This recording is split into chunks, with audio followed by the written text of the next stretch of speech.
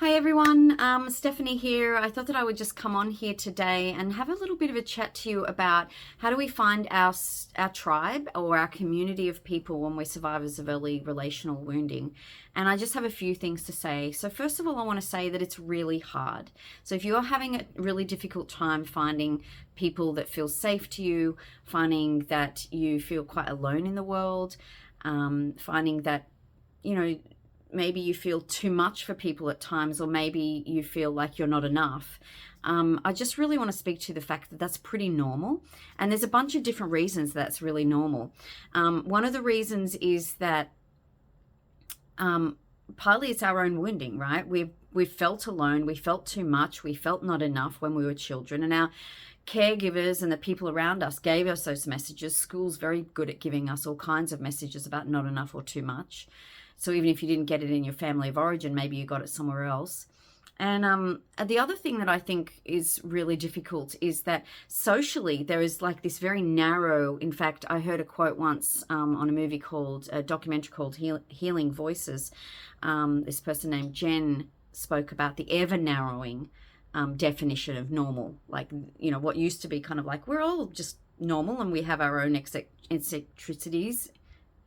Can't say that word. And that we really, you know, like there's space for each other's differences. Now there's like this narrowing form of normal. And I kind of like that idea that, you know, like it's not that I'm not normal, it's that social norms have become narrower. And there's less space for difference when we're so time pressured and such a rush society. The other thing that I wanted to say is that we're not allowed to bring what's true and alive for us to a lot of social spaces. So if we're going through trauma, we're not allowed to talk about it. So that's really difficult and painful. It replicates the abuse. When we were children and we were suffering, and we weren't allowed to speak about our suffering, and we had to exile the parts who were in pain. And then we're doing our trauma work and we're finding it hard to find places that it feels okay to talk about that. We're kind of being triggered again just purely by that. And then we're trying to make friends with people, and we probably have polarized parts who want to speak up about what we're going through, parts who don't because they worry about rejection. And so then we're either speaking and then feel, sometimes my parts have felt in the past, you know, the message of that was too much for people, or we don't speak and we feel invisible. So I think all these kind of things collide together around social norms, around our own trauma, around the other thing that I was going to mention is that, you know, as trauma survivors, sometimes we meet other trauma survivors. They're the only people who really get the kind of like energy that is in us, whatever energy that is. I'm a real busy, active person, but some people are very quiet and flattened as their response to trauma. But however we kind of showing up in the world, we often find that there's other trauma survivors who find that space resonates with them. And then we're bouncing off each other because we're kind of triggering each other. And we haven't fully gotten through enough of our healing to really be able to unblend from our parts and see the other person's parts. And so it can be a sort of like, I'm feeling all of my triggers and I'm projecting it onto you, or I'm shaming myself. And then the other person who's also a trauma survivor is doing the same. They're sort of either shaming themselves for their responses, or they're shaming me for my response. So I think all of those things come together to make it really hard to find our community. And what I've learned through my healing journey is that really the more I heal, the easier it becomes for me to really find people who feel safe for me. And part of that is my own unblending. Part of it is I used to dissociate a lot in friendships. And what I mean by that is that I noticed myself recently, I did a webinar online, and there was three of us on a panel, and there was a person I felt I really want to interrupt this person at one point so that I could say something. And in the past, I either wouldn't have done that, or I would have done it from an angry protector who was covering shame. So the shame part would have said, don't speak up, you're just too much. What have you got to say? You've got nothing important to say. And then my angry part would have said, like, can I just interrupt you? And it would have been from a real sort of, even if I didn't say anything mean, it would have come with the energy of a defensiveness for the fact that some part of me wanted to and some part of me was ashamed. And as I've healed, I just am much less dissociated in that, and I can notice the parts of me. Oh, I have a part who wants to speak up, and it's actually okay for me to speak up. Do I have a part who's worried about speaking up? Yeah, but I can reassure that part because my parts trust a lot more of my own self-leadership now. And so basically I can now I was able to, in that webinar, just say to that person, can I just interrupt for a second? Because I actually want some other things I have some things to say, and I really want to get to some questions. And there was no heat in it. There was no shaming of them or me. And that has just been a really long journey. It's such a long journey to heal from early developmental trauma.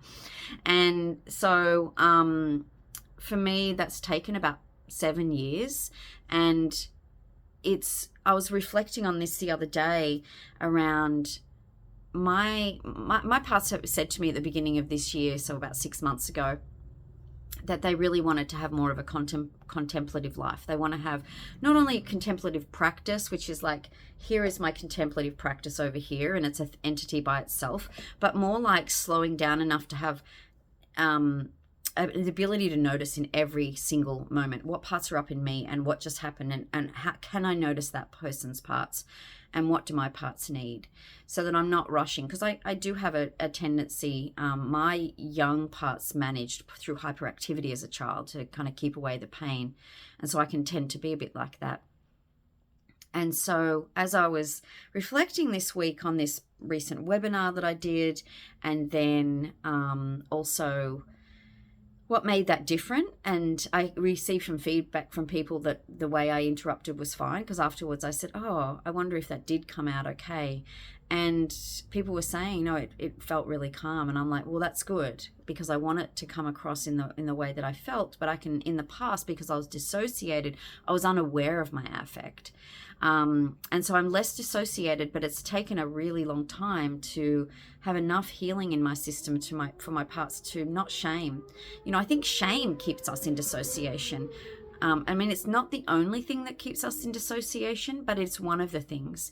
And until we can really do enough of our shame work, then I'm not sure that we can really find the space to allow ourselves to notice. Because what is dissociation, right? It's not allowing myself to notice what I'm feeling right at the moment. And obviously there's a spectrum of dissociation. I'm not necessarily trying to get into labels or DID, and then daydreaming, I think, is at the other end of dissociation. Like this sort of mild end is daydreaming. Right down here is what gets called DID.